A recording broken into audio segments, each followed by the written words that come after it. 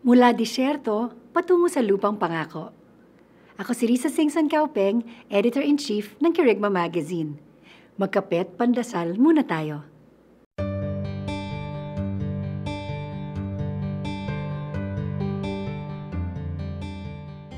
Nung araw, tuwing binibigay ko ang aking ikapu, ang dalangin sinusulat ko sa tight envelope ay biyayaan ako ng Diyos ng bagong kotse.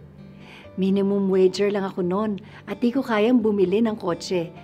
Isang araw, may lumapit sa akin. Sabi ni Lord sa aming mag-asawa na bigyan ka namin ng bagong kotse. Anong klaseng kotse ang gusto mo, Anya? At yan ang kwento ng aking unang kotse. Ang tawag dyan ay mana sa disyerto. Gaya ng pagpapaulan ng Diyos ng mana, tinapay at pugo mula sa langit para sa mga Israelita sa disyerto. Wala namang kasing pagkain talaga doon. Ngunit, hindi kalooban ng Diyos na habang buhay tayong nag-aantay ng mana sa disyerto.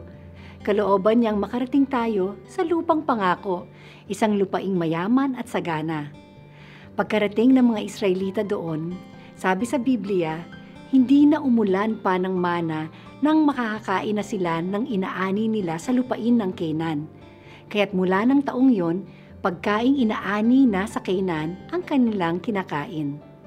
Sabi ng laikong mangangaral na si Bo Sanchez, mula sa kakulangan ng disyerto, uunlad ka sa pagkakaroon ng sapat, ang mana sa disyerto, hanggang sa umabot ka sa meron kang sobra-sobra sa lupang pangako.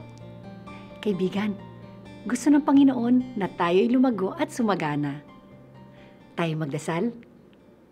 Jesus, tulungan niyo akong trabahuhin at anihin ang mga biyayang naghihintay sa akin sa lupang pangako. Amen.